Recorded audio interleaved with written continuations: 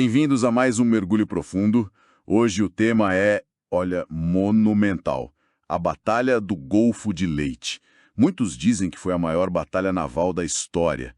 A gente está se baseando aqui na análise do almirante Hélio Leôncio Martins. Pensem numa escala, centenas de milhares de milhas, mais de 200 navios e até a estreia sinistra dos kamikazes. Exatamente, a gente está em outubro de 1944, no Pacífico. Os americanos avançando, né? Ilha por ilha. E as Filipinas eram o próximo passo, assim, crucial. Uma promessa famosa do MacArthur, eu voltarei. E para o Japão, como eles estavam? O Japão já estava numa situação complicada. Faltava combustível, peças e principalmente pilotos experientes, sabe? As perdas anteriores foram pesadas.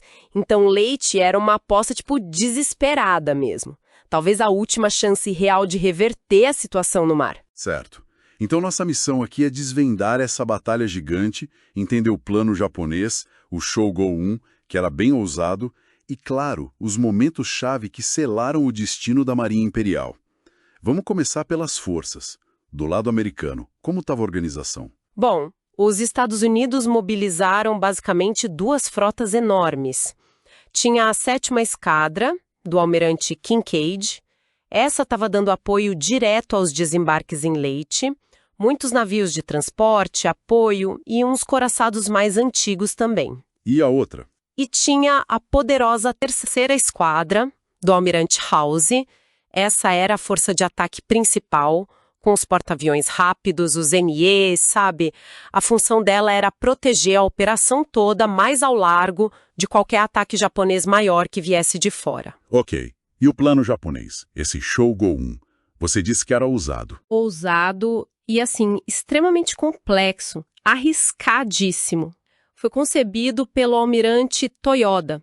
A ideia era um ataque em pinça, a força principal do almirante Kurita, com os pesos pesados tipo o Yamato e o Musashi.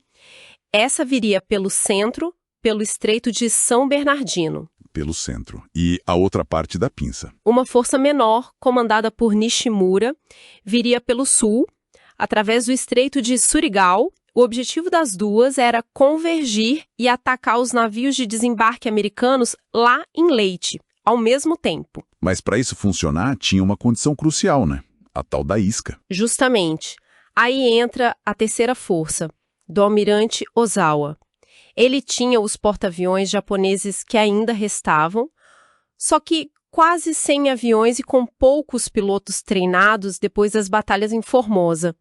A missão dele era explicitamente essa, ser a isca. Atraiu Halsey. Exato. Vindo ao norte, chamar a atenção da 3ª Esquadra do Halsey, tirar ele do caminho para deixar a passagem livre para o Kurita chegar nos transportes americanos. Tudo dependia de um timing perfeito, sabe? E claro, que o Halsey caísse na armadilha. E na prática, como isso começou a acontecer? Deu certo de cara? Que nada, começou a dar errado quase que imediatamente. A força do Kurita mal saiu, já foi detectada e atacada por submarinos americanos ali na passagem de Palawan. Perdeu 2 cruzadores pesados logo de cara, incluindo o navio-chefe dele. Nossa, já começou mal. E piorou. No dia seguinte, 24 de outubro, no mar de Sibuyan, os aviões do Halsey encontraram a força do Kurita e, castigaram muito. Foram ondas e ondas de ataques, afundaram o supercoraçado Musashi, um dos maiores do mundo. O Musashi. Incrível. Pois é, isso forçou o Kurita a recuar temporariamente, o que já bagunçou todo o cronograma do plano japonês. Enquanto isso, lá no sul, no Estreito de Surigao, o que aconteceu com a força do Nishimura? Ali foi um desastre para o Japão. Na noite de 24 para 25, o Nishimura navegou direto para uma emboscada clássica.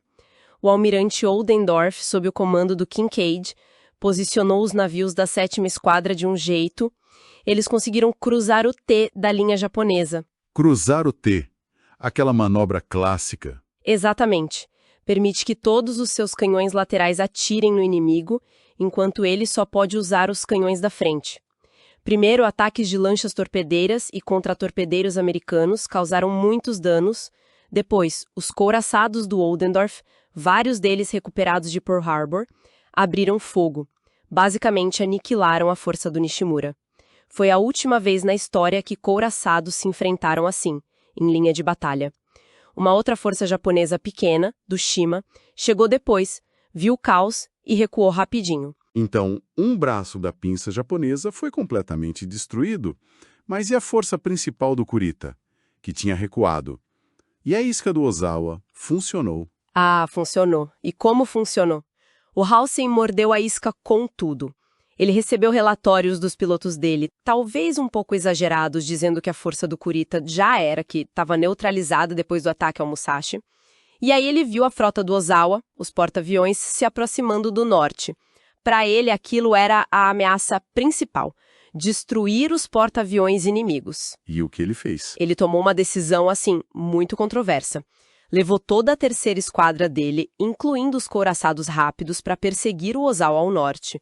O problema é que o Kinkaid, lá no sul, achava que esses couraçados rápidos do Halsey iam formar uma força-tarefa específica, a TF-34, para guardar a saída do Estreito de São Bernardino. Mas não formaram. Narsum, foi uma falha de comunicação gravíssima.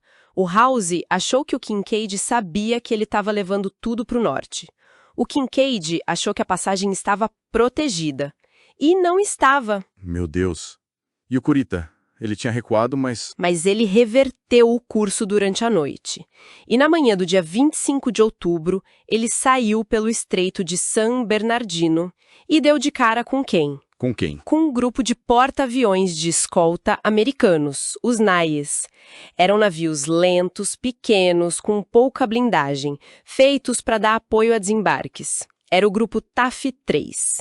Junto com ele, só uns poucos contra-torpedeiros e destroyers de escolta. Uma força minúscula perto dos coraçados e cruzadores do Kurita. Começou a batalha ao largo de Samara, então. Deve ter sido um desespero total para os americanos. Foi um dos atos de bravura mais incríveis da guerra naval. Os pequenos destroyers e escoltas do TAF-3 atacaram a força japonesa, que era imensamente superior. Foram ações quase suicidas, lançando torpedos de perto, atirando com seus canhões pequenos para tentar desviar o fogo dos porta-aviões. E os aviões dos Nais do TAF-3 e de outro grupo próximo, TAF-2, atacavam sem parar com tudo que tinham, bombas, torpedos, até metralhadoras. Impressionante essa resistência. Mas o Kurita tinha vantagem, né? Ele podia ter destruído todos ali. Podia, totalmente. Os navios americanos estavam, assim, à mercê dos canhões pesados dele. Mas aí vem o grande mistério da batalha. Depois de algumas horas de luta, e tendo sofrido algumas perdas também, principalmente por causa dos ataques aéreos e dos torpedos dos destroyers, o Kurita simplesmente ordenou a retirada. Se retirou. Mas por quê? Com a vitória tão perto? Ninguém sabe ao certo até hoje, há muitas teorias, confusão na ponte de comando, a tripulação exausta depois de dias de combate e alerta, talvez medo de mais ataques aéreos da força principal do Halsey que ele achava que estava por perto, informações erradas sobre as forças americanas. É realmente um enigma. Ele virou os navios e foi embora. E logo depois disso ainda teve mais coisa, né? Os kamikazes. Sim. Pouco depois da retirada do Kurita, os grupos TF-1 e TF-3 sofreram os primeiros ataques kamikazes organizados da guerra. Perderam mais um porta-aviões de escolta, o St. Lo, e vários outros foram danificados. Foi um prenúncio sombrio do que viria pela frente. Enquanto todo esse drama acontecia em Samar, o que o Halsey estava fazendo lá no norte? O Halsey estava, ironicamente, cumprindo a missão que o Ozawa queria. Ele encontrou e destruiu a força de isca japonesa na Batalha do Cabo Enganho. Afundou uns 4 porta-aviões do Ozawa, que já estavam quase sem aviões mesmo. Ele conseguiu o que queria, mas no lugar errado, na hora errada. Exatamente. Ele só percebeu o perigo real que o Kinkaid estava correndo em Samar bem mais tarde. Começaram a chegar mensagens urgentes do Kinkaid pedindo ajuda. Teve até uma mensagem bem ríspida do almirante Nimitz, o comandante-geral no Pacífico, perguntando onde está a Força-Tarefa 34. Uma parte da mensagem era enchimento para confundir a criptografia inimiga, mas chegou sem essa parte e pareceu uma crítica direta e furiosa. Aí o Halsey finalmente percebeu a gravidade, destacou parte da frota para voltar para o sul correndo, mas já era tarde. O Quirita já tinha escapado pelo Estreito de São Bernardino. Uau, que sequência de eventos. Então, fazendo um balanço final, qual foi o resultado de Leyte? Olha, apesar de quase ter dado muito errado para os americanos por causa da falha de comunicação e da decisão do Halsey, o resultado final foi uma vitória esmagadora para os Estados Unidos. A Marinha Imperial Japonesa, como força de combate organizada e eficaz, basicamente deixou de existir depois de Leyte. As perdas foram muito grandes para o Japão. Enormes. Perderam 4 porta-aviões, 3 coraçados, incluindo o Musashi, uns 10 cruzadores pesados, 11 contratorpedeiros. Foi quase metade dos navios que eles engajaram na batalha. As perdas americanas foram bem menores em comparação.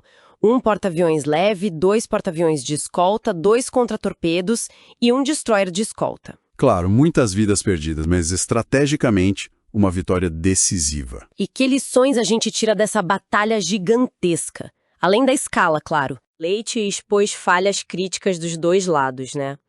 Do lado americano, ficou clara a complicação daquela estrutura de comando dividida entre o exército MacArthur e a marinha Nimitz, e as falhas de comunicação que quase causaram um desastre em Samar. Do lado japonês, mostrou que um plano, por mais engenhoso que seja no papel, se for complexo demais e depender de sorte e coordenação perfeita, bom, a chance de dar errado é enorme. E deu. E o fator humano parece ter tido um peso imenso, né? Sem dúvida. As decisões individuais foram cruciais. A agressividade talvez excessiva do Halsey buscando a glória de afundar os porta-aviões e a decisão ainda inexplicável do Quirita de recuar. Essas decisões moldaram o resultado tanto quanto o poder de fogo dos navios ou a estratégia geral. Fica essa imagem, então, né?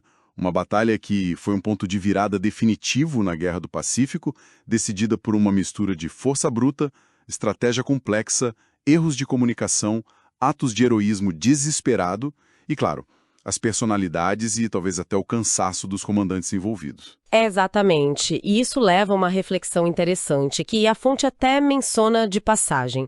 A gente falou da possível exaustão do Quirita, né? Dias de combate, tensão constante, e o temperamento do Halsey, conhecido por ser impetuoso, sempre buscando aquele confronto naval decisivo. Fica a pergunta, até que ponto fatores como fadiga, personalidade, a pressão do momento, aquilo que chamam de névoa da batalha, podem realmente atropelar a lógica militar e alterar o curso da história, mesmo nos momentos mais críticos? É algo para se pensar, e não só sobre Leyte.